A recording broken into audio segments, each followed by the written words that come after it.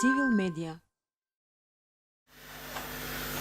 Благодарам, почитувани представници на Цивил и на Зелена лупа, почитувани представници на владите, на владата, парламентот, граѓанските организации, општественици, директори на институции, раководители на институции, почитувани сограѓани, почитувана професор Најчевска, почитуван државен секретар, односно генерален секретар на Агенцијата за борба против корупцијата. Дозволете ми да изразам благодарност за поканата за учество на оваа дебата. Со мојата лична определба и зададена обврска да учествувам на јавни расправи за вакви прашања, истовремено ја истакнувам и определбата на владата за транспарентно креирање на политиките преку отворен и заеднички диалог со сите чинители.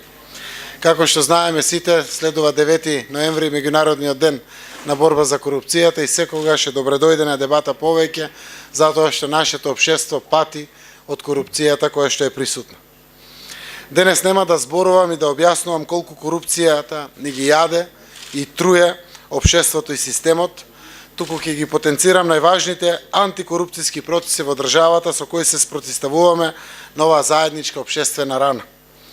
Во насока на воспоставување на независно, непристрасно и ефикасно судство, засновано на европските стандарди и најдобрите пракси, презедовме активности за реконструирање на законската рамка со цел да се обезбедат процедури кои ќе ја зајакнат независноста, транспарентноста, отчетноста на судството.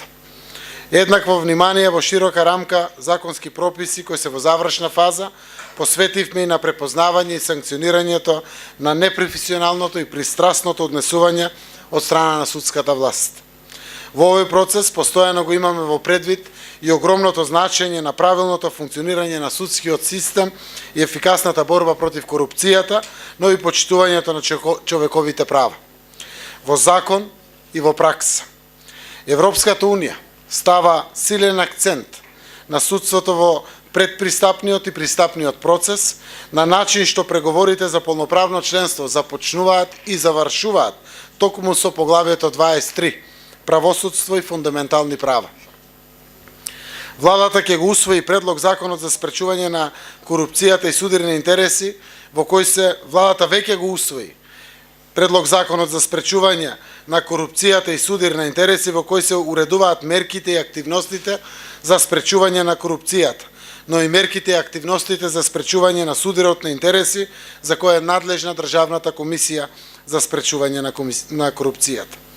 Во законот се адресирани препораките од Европската комисија, извештајот на ПРИБЕ и извештајот на ГРЕКО, кои се однесуваат на законската рамка.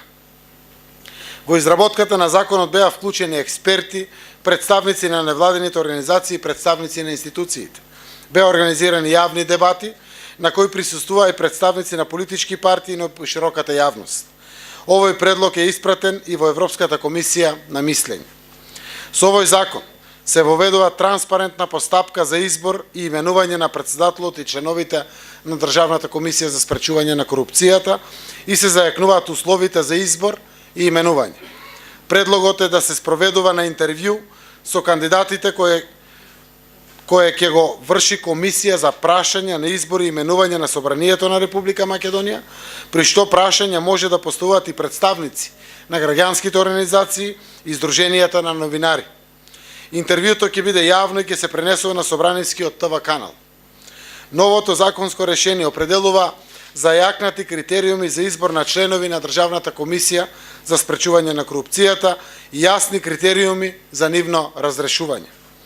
Се предлага зајакнување на надлежноста на Државната комисија за спречување на корупцијата во контролата на финансирањето на политичките партии и финансирањето на изборните кампањи.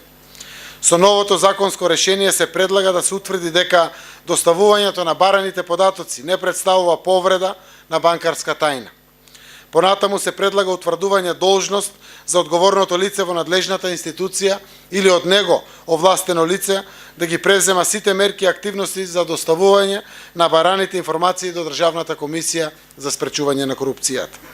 Исто така се предлага утврдување можност за Државната комисија да бара податоци и информации од надлежните институции, правни и физички лица, заради целосно утврдување на фактичката состојба, вклучително и пристап до 17 бази на податоци.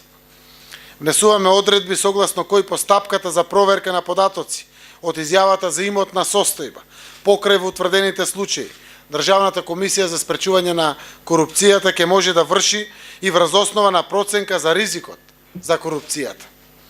Се предлага утврдување должност доколку постојат докази дека член на семејството или блиско лице на службеното лице се стекнал со значителен имот за време на вршење на нејавни овластувања на службено лице. Државната комисија може да иницира покренување на постапка за испитување на основот на стекнување на имот на тој член на семејството.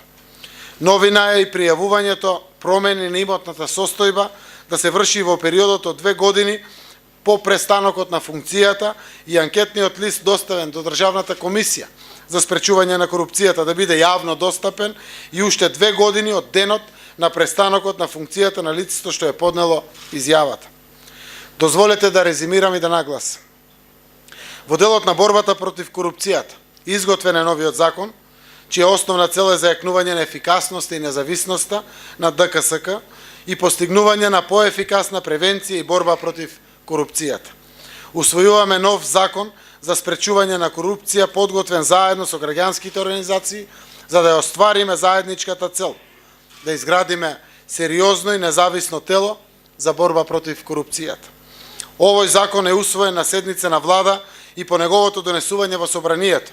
Очекуваме собранието согласно новите критериуми да започне постапка за избор на членовите и председател на новиот модел на Државната комисија за спречување на корупцијата. Воведуваме транспарентни постапки за избор на ДКСК со учество на невладиниот сектор и медиумите.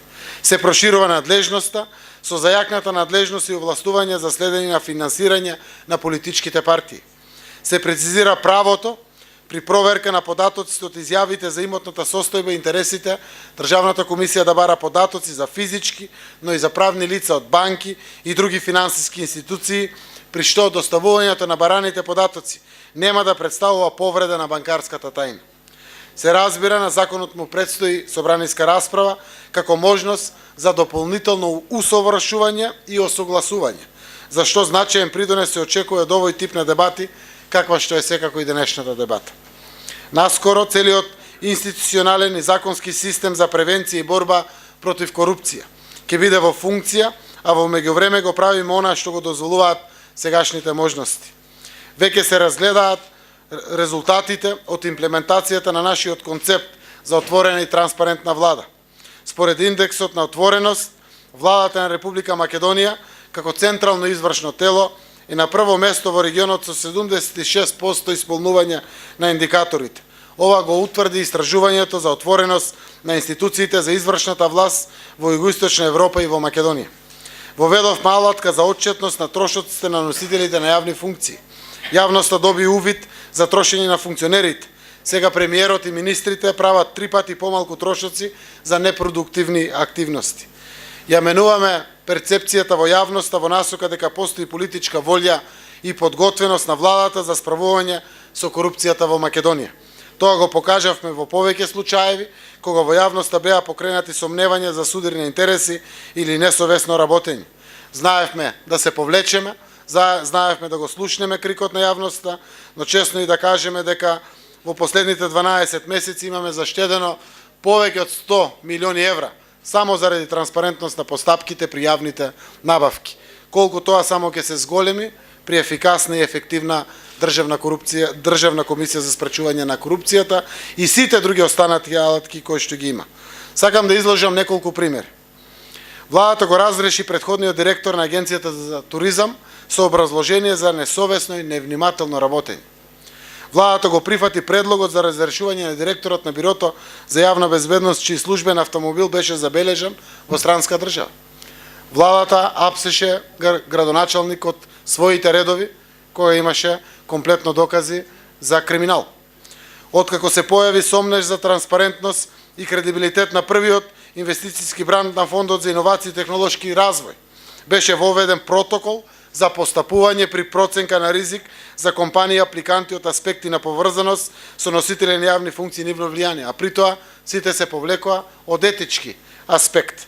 Политичките партии го зголемија државното финансирање за да не бидат повеќе зависни од бизнисмените кои што им помагаат при нивното редовно функционирање или при кампања, а после вака или онака барат одредени услуги кои што многу често се сведуваат на корупција.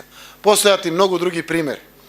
Категорично застануваме на позицијата за независно судство и обвинителство во борба против корупцијата. Но секогаш ќе ги поздравуваме и спроведуваме судските пресуди за коруптивни активности, како и покренатите истраги и обвиненија од страна на обвинителствата. Пред точно една година, владата на Република Македонија, вклучувајќи ги партиите од владината коалиција, локалната самоуправа и граѓанските организации, заеднички подпишавме декларација за борба против корупцијата.